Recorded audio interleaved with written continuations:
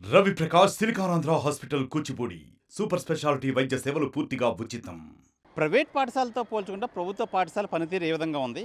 అసలు తల్లిదండ్రులు తమ పిల్లల్ని ప్రభుత్వ పాఠశాల జాయిన్ చేయడానికి ఎందుకు ఇష్టపడుతున్నారు అనే కోణంలో అసలు ప్రభుత్వ పాఠశాల తీరు ఏ విధంగా ఉంది, పిల్లలకు ఏ విధంగా అధ్యాపకులు బోధిస్తున్నారని చెప్పి తెలుసుకునే ప్రయత్నం చేద్దాం రండి.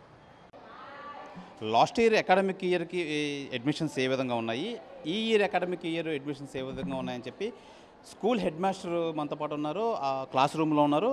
మేడంని అడిగి తెలుసుకుందాం. మేడం గారు నమస్తే. మేడం ఇప్పుడు లాస్ట్ అకాడమిక్ ఇయర్కి ఈ అకాడమిక్ ఇయర్కి ఏ విధంగా ఉన్నాయి, తల్లిదండ్రులు ఇంట్రెస్ట్ చూపిస్తున్నారా, పిల్లలు ఏం చెప్తారు మీరు?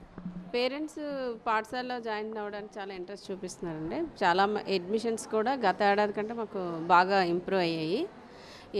10th క్లాస్ రిజల్ట్ పరంగా కూడా మొన్న హైయెస్ట్ 578 వచ్చింది. నెక్స్ట్ 500 అబవ్ మాకు ఒక 15 మంది పిల్లల వరకు వచ్చిందండి. దాంతో ఏంటంటే ఈ స్కూల్లో బాగా చెప్తున్నారు, ఎక్కువ మంది మన పిల్లలు కూడా జాయిన్ అవుతే బాగుంటుందని చెప్పేసి పేరెంట్స్ చాలా ఆసక్తిగా ముందుకు రావడం జరుగుతుందండి. నెక్స్ట్ ఇక్కడ మాకు ఐఎఫ్పి ప్యానెల్ మీద మేము చెప్పడం కానీ, ల్యాబ్ కూడా ఉందండి, లైబ్రరీ కూడా ఉంది. దాన్ని బట్టి వాళ్ళకి ఇంట్రెస్టింగ్ ఎక్కువగా ఉంది.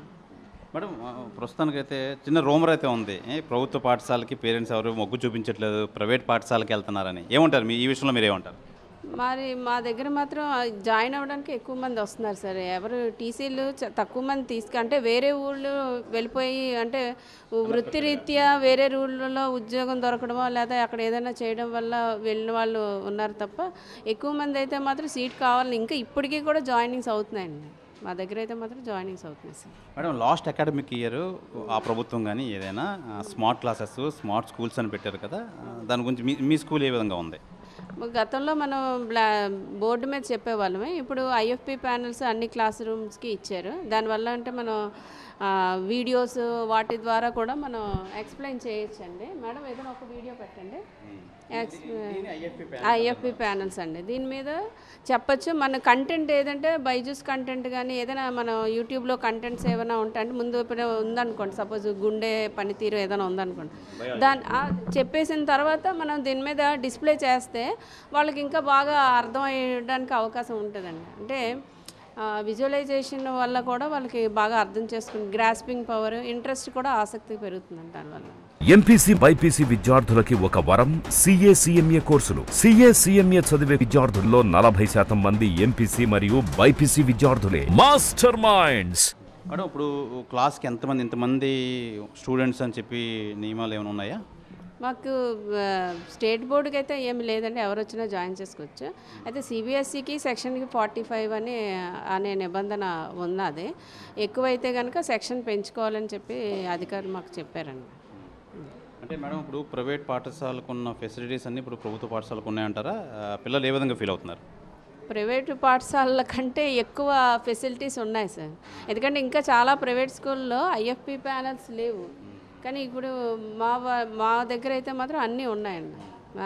ఐఎఫ్పి ప్యానల్స్ వల్ల వాళ్ళకి క్లియర్ కట్గా అర్థమవుతుంది, సబ్జెక్ట్ అర్థం అనమాట. అంటే ఇప్పుడు ఇంటి దగ్గర కూడా చూడొచ్చు, కానీ వాళ్ళు ఏం చూస్తున్నారు అనేది మనం మానిటరింగ్ చేయలేం. ఇప్పుడు మనం వేసి టీచర్ పక్క నుండి ఇది అని చెప్పడం వల్ల అంతగా ఇంట్రెస్ట్ లేని పిల్లడైనా సరే చూడాలనిపిస్తుంది కదా. ఎలాగైనా సరే విజువలైజేషన్ వల్ల మనకి ఏంటంటే ఈ జ్ఞానేంద్రియాలన్నీ కూడా దాని మీద అటెన్షన్ తీసుకుంటాయి. దానివల్ల బాగా వాళ్ళకి అర్థమవుతుంది.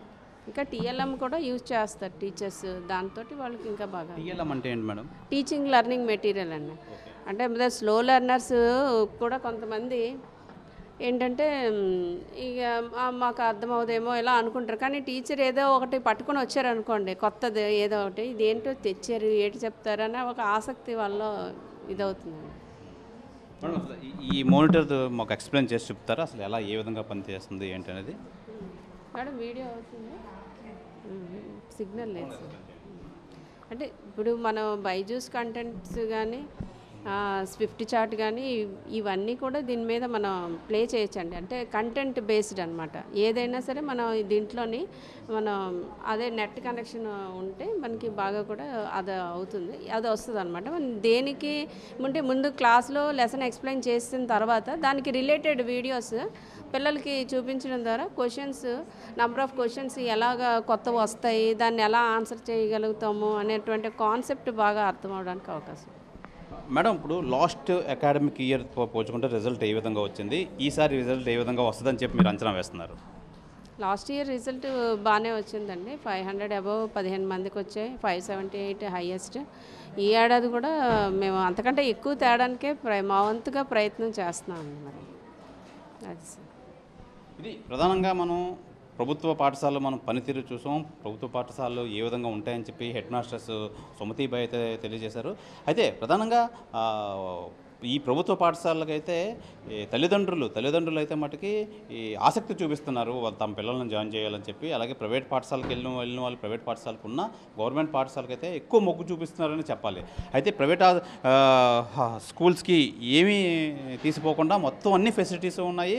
మొత్తం వీళ్ళకి పాఠాలు నేర్పించే విధం కూడా లేటెస్ట్ టెక్నాలజీ అయితే యూజ్ చేసి ప్యానల్స్లో అయితే చెప్తున్నాం.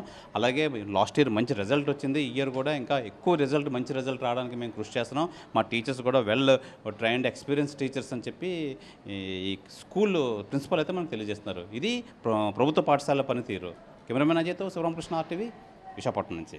మరిన్ని వీడియోస్ కోసం ఛానల్ ని సబ్స్క్రైబ్ చేయండి. లేటెస్ట్ అప్డేట్స్ కోసం వాట్సాప్ ఛానల్ ని ఫాలో చేయండి. అండ్ లింక్ డిస్క్రిప్షన్ లో ఉంది.